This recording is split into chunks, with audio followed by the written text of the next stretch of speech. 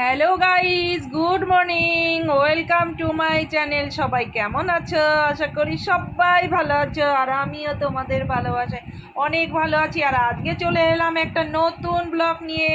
তো আজকের ব্লগটা কেমন লাগে পুরো ভিডিওটা দেখো, অবশ্যই ভালো লাগবে। তো আমি সকালে রেডি হয়ে চলে এসেছি একদম বাজারে।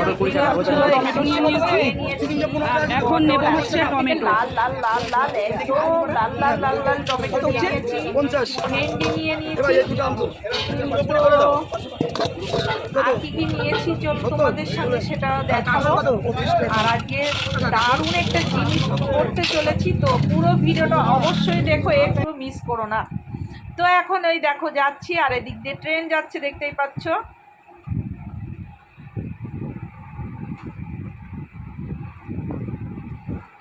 তো চলে এলাম সোজা এই যে মাছ বাজারে, দেখতে পাচ্ছ। মাছ বাজারে এসে মাছ নিয়ে মজা হলো। বাবা এই কত করে? 160 টাকা কোথায় বলো। এইবার চলে এলাম চিকেনের দোকানে, তো চিকেন নিয়ে নিচ্ছি।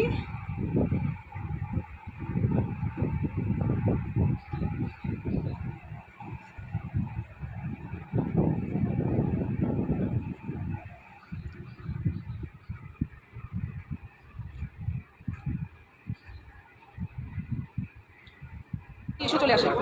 এই দেখো আমার জন্য একটা গোটা মুরগি ঝুলছে একদম। আমি গোটা মুরগি আগে কেটে ছাড়া নিই না, একদম কাটা মুরগি আমি নিই না। তো দেখো বন্ধুরা, এইরকম হয়েছে। আমার 1 কিলো মতো মাংস নিয়ে নিয়েছি এখানে ছিল, আর আমি 2টো লেগ পিস, এক দুটা বড় বড়, আর একটা গোটা মাংস নিয়ে নিয়েছি। কারণ কি করবো আজকে, চলো তোমাদের সেটা দেখাবো নেক্সট টাইমে। এই যে আমি মাংসটা নিয়ে সোজা চলে এসেছি এই যে মিষ্টির দোকানে। এখানে নিয়ে নিচ্ছি একদম ভালো হয়, 1 নম্বর হয় দাদাটা, ঠিক আছে। মানে নালে আবার ফেরত দিয়ে দেবো। ওনার কাছ থেকে আমি কিনেও আগে ঘি বানিয়েছি নিজে। তো যেহেতু একদম টাইম নেই, তো ওনার কাছ থেকে নিয়ে নিলাম 250 ঘি। তো 650 টাকা কিলো। তো নিয়ে চলে এলাম একটু এটিএমে, একটু দরকার ছিল, তো নিয়ে আর সোজা চলে এসেছি এখন আমি বাজার নিয়ে বাড়িতে।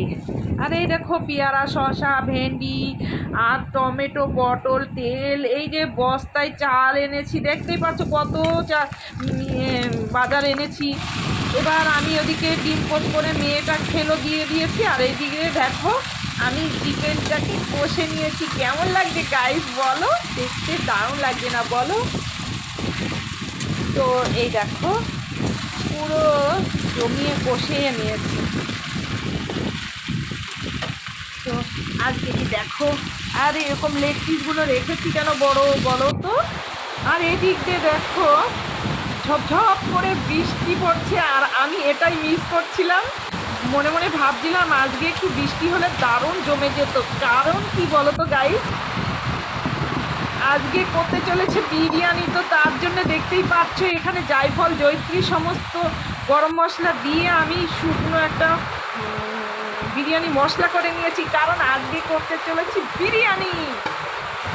তো এখানে দেখো এই ডিশটায় আমি ভালো করে ঘি দিয়ে মেখে নিয়েছি সারা জায়গা। আর এখন আমি রাইসটাকে দিয়ে দিচ্ছি। দেখো বিরিয়ানি রাইসটা দেখো কত বড় বড় ভাত হয়েছে। আর এই দেখো এখন এই যে লেগ পিসগুলো দিয়ে, বড় বড় চিকেনের পিসগুলো আলু দিয়ে এখন আমি সাজিয়ে নিচ্ছি।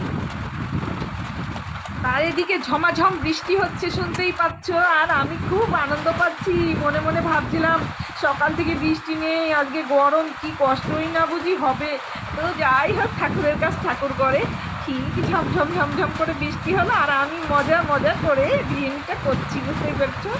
আর এখন আমি এই সেই মশলাগুলো দিয়ে, গোলাপ জল, কেওড়া জল, সব কিছু দিয়ে আমি এখন এটাকে সাজিয়ে নিচ্ছি।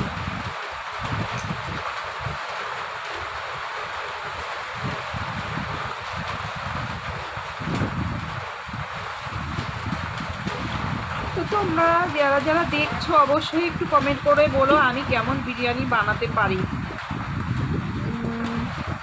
আর এই দেখো আমি এক পাটি দিয়েছি, 2-3 পাট দিইনি, এই যে আর এক পাট ভাত দিয়ে এবার ওপর দিয়ে লবণ, চিনি আর গোলাপ জল, কেওড়া জল আর এই যে বেরেস্তা দিয়ে দিয়েছি পেঁয়াজের দিয়ে, আর ওই যে বিরিয়ানি মশলাটা আবার উপর দিয়ে ছিটিয়ে দিয়েছি, দিয়ে এইবার দিয়ে দিচ্ছি একদম সেই পিওর খাঁটি ঘিটা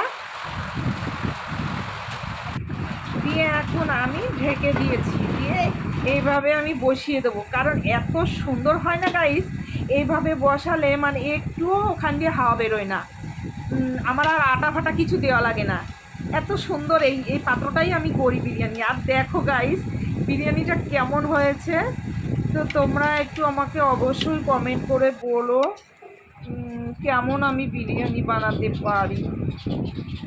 হ্যাঁ, আর কেমন লাগছে বলো, আমার তো দারুণ লোভ লাগছে, কখন খাবো। তো যাই হোক, আমরা তিনজনে সব বেড়ে নিয়েছি, আর অনেক বেলাও হয়ে গেছে। এদিকে স্যালাড কেটে নিয়েছি দেখো, আর এদিকে আমের চাটনি, আর এই যে গ্রেভিটা আমার না হলে হবেই না। তো এই যে সাজিয়ে নিয়ে বসে গেছি, আর ভিডিওটা টাটা।